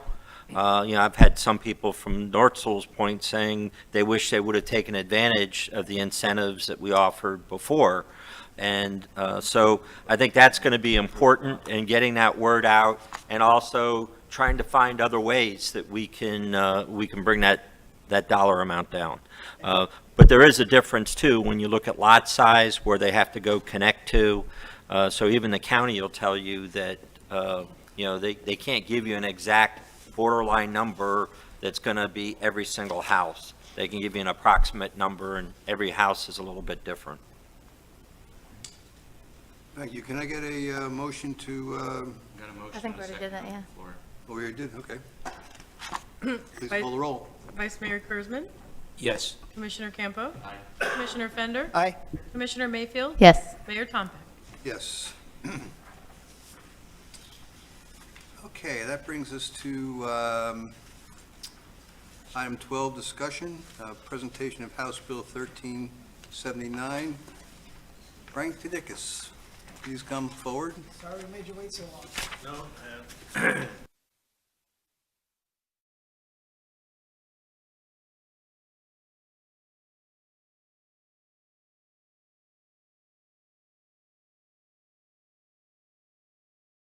79 may be a game changer. And as you know, that the town's facing some challenges on the CIP program, in terms of the appetite versus the amount of money that's out there at this stage of the game. And also, you're running up a limit with Martin County Utilities on the Connect and Protect program, and they have currently a 300 cap on it. 1379 could provide a way of navigating some of these changes. The whole purpose, if you could flip it, thanks. The whole purpose of the bill, and I'm not going to read the slides, and hopefully you have these on your screen in front of you. Okay. But the purpose of the bill is to protect Florida's watershed. And I think everybody is interested in maintaining the quality of the water. So 1379 was turned around, and it's a 147 page bill. 6 pages are the preamble that basically lays out the purpose. It does a couple things. It prohibits the installation of septic systems, new septic systems, in any BMAP area. So, and that doesn't, the only place it impacts on Sewalls Point is the western side of Sewalls Point is in the St. Lucie River BMAP. Secondly, it established the Indian River Lagoon as being a protected area. Interestingly enough, the legislation only comes as far south as Fort Pierce. It does not address the South Indian River Lagoon because we don't have a water quality issue in the south part of the lagoon. And it authorizes DEP to provide grants. Next slide, if you would. So the Indian River Protection Program, it's, as I mentioned, specifically named, but it only comes as far south as Fort Pierce. It talks about, and the map indicates the 4 areas that it deals with, but the problem primarily is up north of Fort Pierce on up to Cocoa Beach. Western Sewalls Point, as I mentioned, is impacted because it's in the St. Lucie Basin Management Action Plan, the St. Lucie BMAP. And when you, if you look at the map here, you'll see that it turns around and both on the north and south Sewalls Point, it impacts that part of our community. A few definitions that, one is they deal with and talk about an enhanced nutrient, and I apologize for reading this, on-site sewage treatment disposal system. But basically, and this is now approved by the department. They did studies back in 2015, and they've been, that basically these programs exceed 50% of the total nitrogen reduction in disposal of wastewater, or at least 65%. And then also, a municipality is any city, town, or village, because we are considered to be a municipality. And municipal jurisdiction addresses the legal matters, and our jurisdiction is outlined in the town charter. The requirements of it, beginning January 1st, 2024, unless previously permitted, the on-site, new on-site sewage treatment and disposal system is prohibited. So no more septic systems in a BMAP area. And then secondly, that impacts our town, where there's a publicly owned or investor-owned sewer system, you don't have, you're going to have to come up with a plan. We don't have a publicly owned sewer system in our town, sewage treatment plant in our town, and so you don't have to develop a wastewater plant. but it is going to require lots of 1 acre or less in the BMAP area to turn around and put in an enhanced nutrient system, the basic. Couple questions came up. I had sent this out, and I heard from several of the commissioners, and I appreciated that, but one is that, is Sewalls Point obligated to follow BMAP's guidance? So I took the liberty of sending an email to Nicole Morgan, who's responsible, in DEP, responsible for the St. Lucie BMAP. And Ms. Morgan responded and said, beginning July 1 in 2023, any new septic tanks installed within a BMAP on lots of 1 acre or less must be an enhanced nutrient system. So that's in effect now. Now, if anybody's system needs to be replaced that's in the BMAP area, it's going to have to be replaced with this system. Then also, how many connections are planned for Martin County Utilities? And some updated information. I had sent an email to Sam Anderson and had received a response from him back in April, I guess it was. And it was basically, at this time, they're planning on 148. That's his plan. That was the CIP plan that they had done through the county budget. And then how many properties will the county connect? And if you go to the Connect to Protect system and you look at their website, it's 300. And so now, how does that, can you flip the slide? How does this impact, or what are the implications for our town? So the Indian River Lagoon Protection Program doesn't really impact the town of Sewalls Point because it only comes as far south as Fort Pierce. However, the properties that are in the BMAP are the St. Lucie statutory BMAP are impacted by this. And the St. Lucie Basin Management Action Plan touches on the western side. And I went through and I did a lot count. And we have 81 lots along the river in North Sewalls Point that are in the BMAP. You have 117 lots in South Sewalls Point that are in the St. Lucie statutory BMAP. And these lots will be required to replace their septic systems with an enhanced nutrient system. And so, since sewers are available in North Sewalls Point, the properties may have to connect to a sewer system. I don't know how far the connection run is, though. I mean, if you have somebody on the river and the main's running down North Sewalls Point or Sewalls Point Road, River Road, you know, will somebody on that water have to turn around and connect to that main for a vacuum, not a vacuum system, but through a grinder system, or will they end up having to put one of these systems in? The permitting process now has all moved to the Department of Environmental Protection. It isn't the Martin County Utilities granting the permits anymore. DEP is granting. And then you also have Martin County Utilities' 5-year plan lists that there are 125 connections on North Sewalls Point that are already connected, and 179 parcels still out there eligible to connect. It's interesting, the numbers don't match because the property appraisers list 295 properties in North Sewalls Point, so there's a mismatch of numbers between the counts of both of them. And then, since the town of Sewalls Point doesn't have a wastewater treatment facility, we're not obligated to turn around and come up with a plan.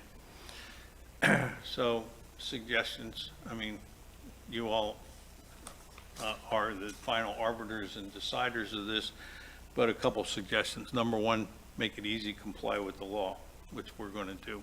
Secondly, in North Sewalls Point, due to the availability of sewer connections, obviously they're going to have to connect to the sewer system that is there, or if the connection is too far and the state deems it so, then they're going to have to put in a nutrient reducing system.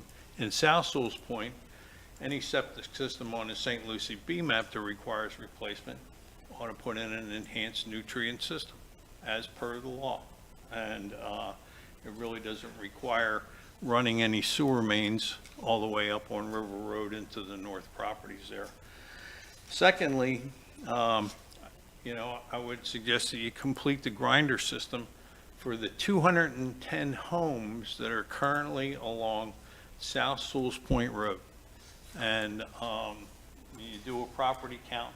That takes you all the way out the road. It's properties on both sides of South Sewalls Point Road, and I ran the count 6 properties up into High Point, because once you get past 6 lots, and actually it's probably less than 6, you're starting to get into higher elevations. And That's also in the BMAP area, as I recall, High Point. well, Part of High Point is in the BMAP area. only on the western edge of it, Mayor Tompeck. On the eastern side of it, and then Middle Road, and in that area, that's not in the BMAP. And then, flip it to the next one. Also, obviously, if you ran that down there, the 210 homes in South Sewalls Point that would have access to the grinder system connected once their current system fails. And then, this is not required, but at some point in time, I think if you passed an ordinance that said any septic system in the town's jurisdiction that requires replacement, either connected to the grinder system or put in an enhanced nutrient system. And it's interesting because the enhanced nutrient systems actually are cleaner than the current septic systems. You may get some pushback on the last one because, there are some areas that, like say the middle properties, 400 or so of them that are not in the BMAP and not close to the sewer system. But that's primarily the presentation on 1379. Any questions? Well, thank you very much. Can we just go back to or maybe go up on that slide a little bit? No, the other way. Oh, I'm sorry. No, I was thinking the ordinance that you thought, Which one? the very last slide, not the question slide. No. Oh, that's it. This one I'm a little I'm curious about, and we want to think about that a little bit. You're saying that any septic system in the town that fails, that is not adjacent or has the ability to hook into the force main system would be required to replace with an enhanced nutrient reducing station, even if it's not in the BMAP area? I'm suggesting that because I think ultimately it's going that way. I mean, if you look at what the Department of Environmental Protection has done, Citrus County North and also in the Western Panhandle, primarily in the agricultural areas, the DEP is offering grants of $10,000 to anybody that puts in an enhanced nutrient system. And I mean, these are, in communities that, don't have sewer systems, and it's a matter of, I think ultimately that's where the state's going with this. So I'm just saying, get out in front of it, although there may be some pushback from residents, so I mean, you could drop that, but if you want to get out in front of it and be proactive, that's where I'd go with it. I think, I talked to Mr. Carnes at Captech yesterday, trying to get a feel for, the price associated with these enhanced nutrient reducing septic systems. And it sounds like they're, the 10,000 might take care of the difference between a normal system and an enhanced system. They're going to run between probably $15,000 and $20,000. Okay, because I think that's pretty much what's going to cost you to replace your septic system right now. And I wonder if also it takes into consideration what the expected maintenance costs and the fact that history is, or we have been told by the health department that folks haven't been necessarily doing the required maintenance on these systems. I have one of these systems installed in my home right now. I didn't say you weren't doing it. No, I know, but I mean, let me answer it, okay? I have the Martin County Utilities comes out every 2 years and does an inspection. I have to provide a contract to Martin County Utilities, a copy of a contract that I have for the maintenance of the unit. And so I don't see Department of Environmental Protection being any less than that. And they're going to subcontract the inspection part of it to Martin County Utilities anyway, even though they're taking over all the permitting. And if it's not private information, can you give me an estimate about how much the maintenance is really running you on a per monthly basis? Actually, the maintenance, my contract for maintenance is, I think, and I provided a copy of this to Mr. Daniels several months ago, is roughly about $1,000 a year. I mean, I can't be that accurate because I don't pay any of the bills. My wife pays all the bills. I'm not allowed near the checkbook. It's just the way it goes, but. I understand that. So $1,000 a year, that's, okay, that's a good chunk of money. Yep. Okay. And I'm also wondering, when we talk about passing an ordinance, we have, the ordinance would essentially, the only thing we'd be adding by passing an ordinance would be to require that the non-BMAP areas, if you're replacing your septic system, has to be an enhanced nutrient reducing system, because all the rest of it's already covered by Department of Health and DEP. You're absolutely right. Okay. And it wouldn't be necessary for the town to run any sewers, on the upper elevations. I mean, you got 210 properties on the lower elevations on the water where there could be a potential problem. I'd like to get a better understanding of the cost difference between a normal septic system, the initial cost between a normal septic system and the enhanced nutrient reducing system. You've given me a great idea on the maintenance. I'd like to get an idea on the cost. Maybe I can ask our CapTech folks to dig out some information for us. Okay. I'd like to thank you for your time and the opportunity. Yes, sir. Other people have questions. I'm sorry. I'm sorry. Okay, no, I don't need to be first. Vice Mayor Kurtzman. Yeah, you answered part of the questions that I was going to ask, which was the maintenance part.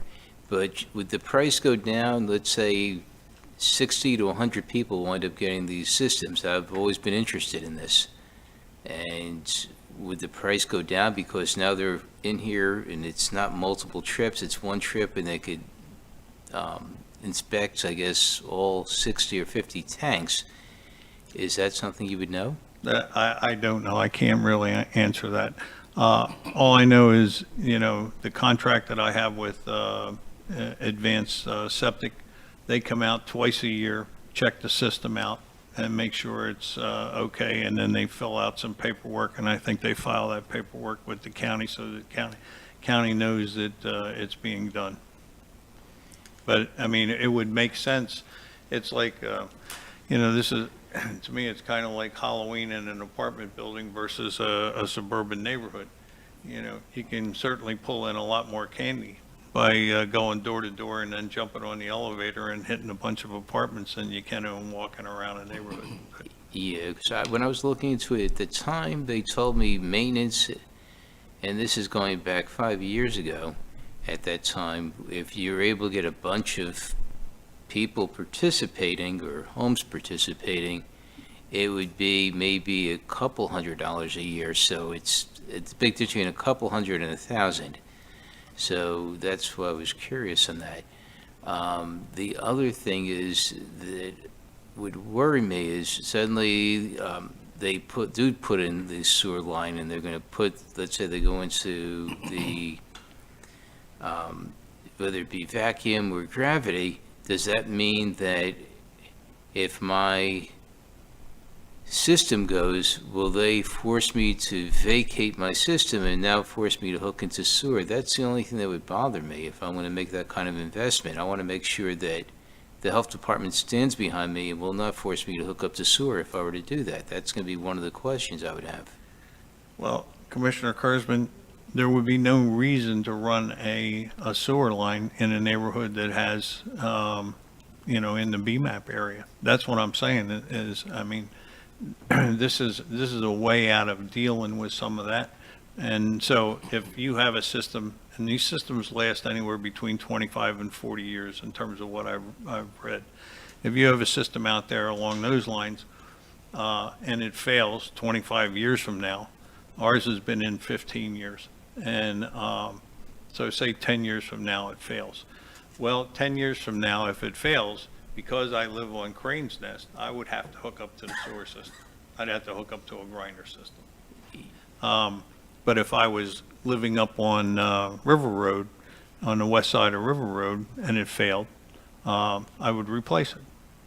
Yeah, I'm not in the BMAP either, so that's why I was curious.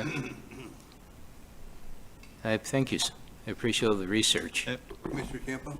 Yeah, I wanted to thank you. I don't think I've ever had a resident go through that much research to present to the commission. And there's a lot going on in Tallahassee, some things that we have no idea happen until they have.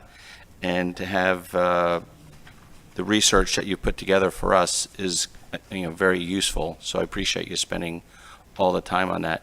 This could be a solution to bridging the remaining pieces of the 330 or so, or 350, with the total number of residents in South Sewalls Point at 700. And I think it's worth taking a look at. If you look at the folks that have the most opposition to the septic to sewer, it is the folks that are, River Road, because they're thinking like, hey, I'm 20 feet above sea level, and so that's, possible. It's a possible solution to the next step. We might have 169 by, Joe promised us by the end of October. There you And, go. Yeah, I heard that. No, Not to so put it- that's 169 out of 700. But if we had an ordinance like this, that might be a possible solution. And so I think that's worth taking a close look at. Now, if you look at a home under construction, we used to play with slinkies as a kid. Is it the enhanced system, is it where they have like the whole front yard and it has like this giant slinky looking thing is that what the underground appearance is of the enhanced system? I can't answer the question. No. No? No, it isn't. No. It's filtration, it's aeration within the system. And it aerates when the water is discharged. The water is actually, in some cases, depends on the system, could be cleaner than your pool water. But it's still going into the ground after, right? Right. Yeah, it's in the ground, but what it is, it's like having your own mini sewage plant underground, because it has all the parts and everything, and the aeration that helps cleanse the water as it discharges. Yeah, after it's aerated, though, it does go out to a piping system Yeah. over a drain field. It's a tiny leach field, not a big leach field. It is small. Jack, I'm going to put you on the spot. Have you seen the installation of an enhanced septic system? No, I have not. Okay. All right, I think it's worth looking into as far as, like I said, bridging the gap between what Martin County has said they will allow and what our eventual need is. So thank you again for taking the time to help us. I appreciate Thank you very much. the opportunity. thank you so to much, talk. Frank. Thank you very much. Town manager? I'm sorry. Mr. Daniels? One thing I just did want to, I wanted to mention, and maybe Susan can clarify this. I know when I researched the statutes involving connections to the sewer lines, that if we could not pass an ordinance that would violate state law, and the state law is that you have 365 days to connect to a sewer system if there is one there. So when we talk about either a grinder system or the enhanced nutrient reduction system, if you had that choice, you would have to go with the grinder system if it was there in front of your house. So, Yeah, you don't want to spend all that money for the enhanced and then. but state laws do change, so, as we found out, so. Except for trees. Okay, that brings us to closing comments. Mr. Daniels? I have none, thank you. Commissioners? Commissioner Campo? I'm awful chatty tonight. I know we had some paperwork delays. I just want to, use the opportunity to praise the town manager. I know we need to go through the detail. I know having active dialogue and input is important, but I didn't want to miss the opportunity for the job interview and the job review without saying that I think you're doing a great job. I think we're a better town. I think we have a great staff, great team, and I look forward to making it official with the review with some of the tools that the mayor has given us. So. Yeah, I think, well, my general comment is, and I think everybody kind of feels the same way. I hate to sit down here for the meeting and have 3 different packages that I haven't seen before. I hear you. And having to talk about them at the meeting. But don't you want to stay with us a little bit longer tonight? As long as we're going to talk about trees, I'll stay as long as you like. See, Chris. But hey, actually, I do have a comment about trees. One of the privileges I have of mayor is signing checks, and one of the checks I signed this past week was the Tree City Day services. Trees? And I was wondering about I think the check was for about $3,000, and I'm wondering what's going on with that. Well, as we were talking back with Arbor Day and the fact that, there are different functions that we do as a town for the community. And we just had one, obviously, with the 4th of July celebration that we had. And I appreciate those of you that were in attendance and the commissioners that were in attendance. And it really was a fun time. So what we had talked about doing was looking for sponsors and assistants to put another event together. Our police department really goes well out of the way to make sure that each one of the events that we currently have work well. And it takes a lot of planning and a lot of staff time, and so my hat's off to them. I didn't want to dump another event onto them that they would have to go ahead and manage. We all might have to be involved in this event, but we're planning, right now it's in September, we don't have the exact date, but we're meeting with a sponsor that might donate or give us low-cost trees that we could distribute, like 100 of them. And this is no different than, I think Commissioner Campo came up with this idea when we were talking about, the Arbor Day. It's not quite Arbor Day, and then we were kicking around during the summer, but it's hot in the summer, so we thought at least in the September time frame, it's a little bit cooler, and we can do it on a Saturday and have some involvement with the kids, and then also looking at an educational program for the landscapers, so they know once our ordinance is passed what our ordinance is, and and just kind of the first time it's going to be kind of give and take, but I think the community really loves those type of events, and the way we love trees in this city. I think is just another way that we can go about and getting things done. It seems like we have a lot we can have a celebration on. True. That's exactly right. Okay, so you'll have a little more details on the status of this next Yes. time where you can fill us in? August 15th. Okay, that'd be great. Any other commissioner comments? If not, I'll look for a motion to adjourn. So moved. Okay, we're adjourned. Thank you. That's waiting to see who's rolled out.